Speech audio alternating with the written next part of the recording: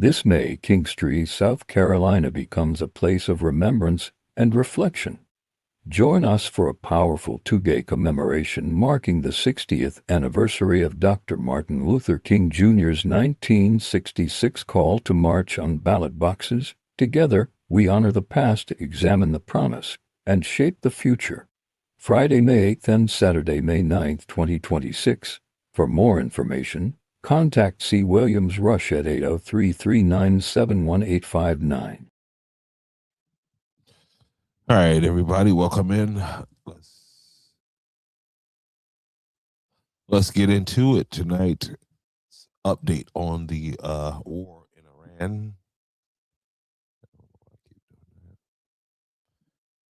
Before we get started, I wanted to share a video with you guys about the war, about the status of the war, because I know most of you are consuming the war through your mainstream media outlets, your Foxes, your C-SPAN, your CNN, CNBC, that type of stuff. But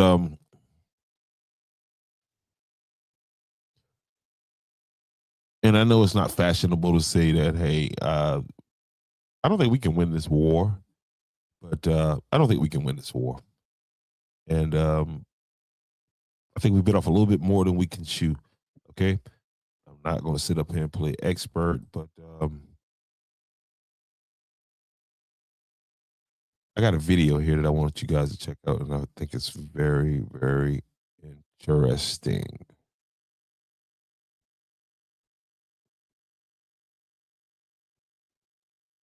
Four minutes and 20 seconds. That's how long it took for Iran's newest hypersonic missile to travel from a launch site outside Tehran to a military target in central Israel. Not 10 minutes, not 15 minutes, 4 minutes and 20 seconds. From ignition to impact, launch detected to explosion, warning issued to destruction completed. And here's the detail that makes every Israeli civil defense planner want to resign immediately. Israel's missile alert system requires 6 minutes to complete its full warning cycle, detect the launch, calculate the trajectory, determine the impact zone, transmit alerts to the affected areas, sound the sirens, get the population into shelters. 6 minutes? The missile arrives in 4 minutes and 20 seconds. It hits 1 minute and 40 seconds before the warning system can finish telling people to take cover. The Fatah 2, that's what Iran is calling. Hey, this is from a channel called Collapse Codex. That's Collapse Codex. Please go and check out the entirety of this video. I'm only going to play a few more seconds of it. It a hypersonic glide vehicle with a range of over 400 kilometers and a speed that Israeli radar operators initially refused to believe when they saw it on their screens. Mach 15. 15 times the speed of sound. That's 11,500 miles per hour. That's 1 miles per second. The distance from Tehran to Tel Aviv is 990 miles. Do the math. At 1 miles per second, 990 miles takes 4 minutes and 20 seconds. And there is no defensive system currently deployed in Israel or anywhere else that can reliably intercept a target moving at Mach 15 while maneuvering during its terminal approach. And you add this into the fact that there's a math problem that Israel has, and it's with the interceptors, how fast they can build them as opposed to how fast Israel can build the missiles. You're talking about a $50,000 missile or something like that to a $1 million, $10 million interceptor system, but I'll get more into that a little bit later. Fatah 2 is not Iran's first hypersonic missile. Iran unveiled the Fatah 1 last year with Mach 13 capability and a 1,400 kilometer range. The Fatah 2 is the upgraded variant, same range, higher speed, better maneuverability, and most critically, a maneuverable re-entry vehicle that changes its flight path multiple times during descent. That last feature is what makes interception mathematically impossible with current technology. Here's how missile defense works when it works. A radar detects an incoming missile. The system calculates where that missile will be in 30 seconds, based on its current trajectory and speed. An interceptor launches toward the predicted intercept point. The interceptor arrives at that point, at the exact moment the incoming missile is supposed to be there. They collide. The threat is neutralized. This works when the incoming missile follows a predictable ballistic arc. It does not work when the incoming missile changes direction mid-flight. The Fatah 2 doesn't fly a ballistic arc, it glides. After the initial boost phase, the missile separates from its rocket booster. There's a glide phase where small control surfaces adjust its trajectory continuously. Not huge course corrections, small adjustments, 5 degrees left, 3 degrees right, 2 degrees down. Each adjustment is tiny, but each adjustment means the missile is no longer where the defensive system predicted it would be. And when you're trying to hit a target moving at Mach 15, being wrong by 3 degrees means missing by miles.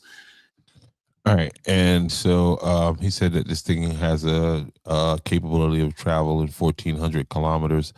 For those of you who are not that sharp on that, that translates to 869, basically 870 miles.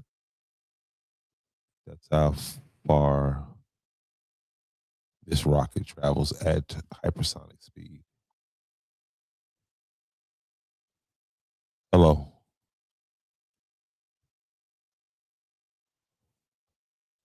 All right, so let's get into some details of what happened today in the war in Iran. Again, we are entering into day 11 of conflict between the United States and Iran.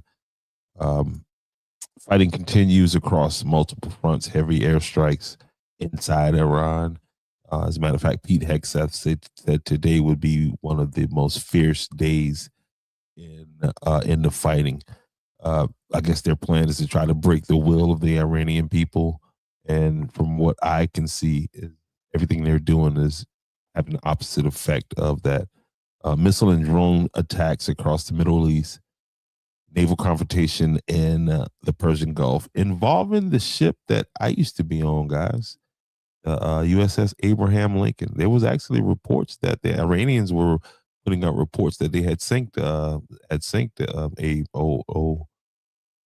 Abraham Lincoln. But that was quickly dispelled, of course. The most intense bombing of the war, of course, I just said that reports indicate. Overnight strikes in Tehran were among the heaviest of the conflict so far, where dozens were killed near the capital during bombardment. The U.S. and Israeli forces have reportedly hit over 5,000 military targets during their campaign, destroyed missile sites, radar systems, and naval vessels. Again, this is all one-sided information. It's just what I have to go on right now. All right, Iran, again, has continued to launch a major offensive across the region, attacking American allies. Of course, Israel is getting hit hard. U.S. bases in the Gulf, Bahrain, Kuwait, and other regional allies. Several attacks have been intercepted, but some have caused injuries and infrastructure. And as long as this war continues to go on, that number is going to rise. And every night since we've been doing this, you guys have been hearing me talk about the Straits of Hormuz, and the impact that it's having on you and me here stateside when it comes to our gas prices, and why that strait is so significant. And it continues to be a choke point. Anytime conflict happens in that region, that's that one you can damn near guarantee that name's going to come up, right? You can damn near guarantee you're going to see that name right there.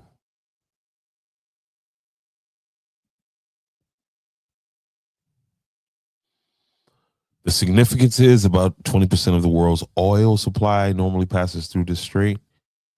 Tanker traffic has collapsed by 95% since the war began. Iran has warned that not 1 liter of oil will leave the region if attacks continue.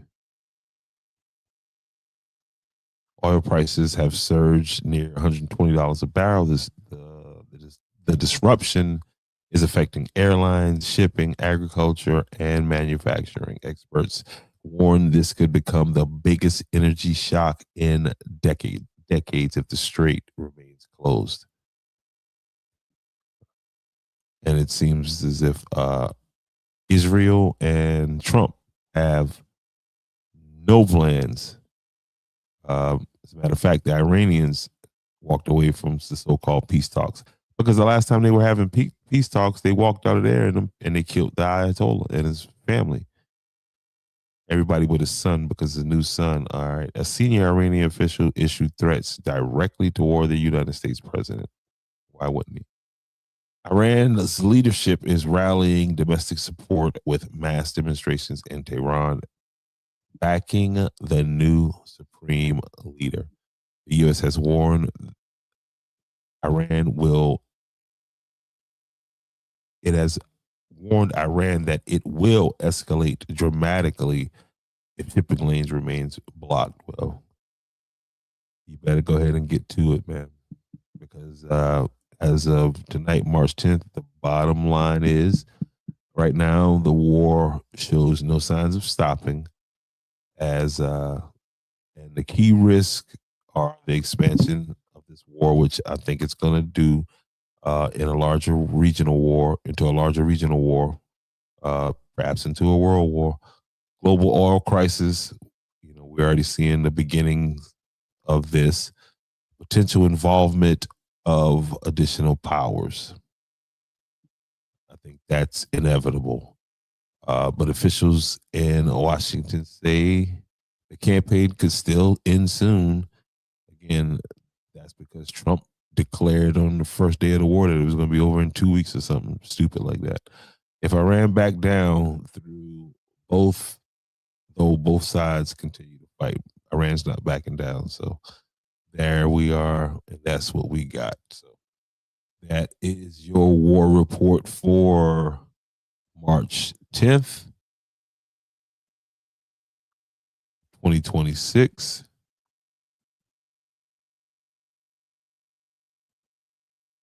Have a good night.